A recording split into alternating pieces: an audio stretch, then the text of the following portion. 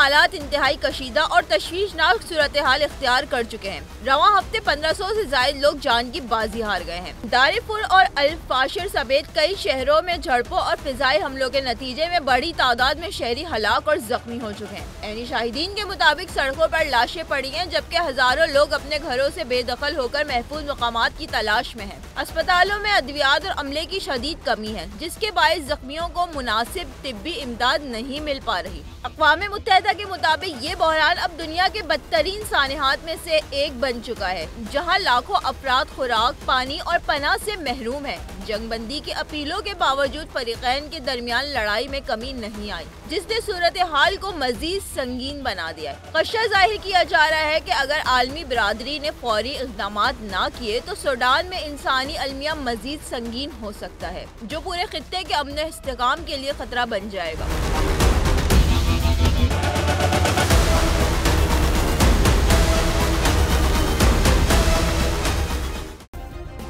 Subscribe करें और bell दबाएं ताकि कोई खबर रह न जाए।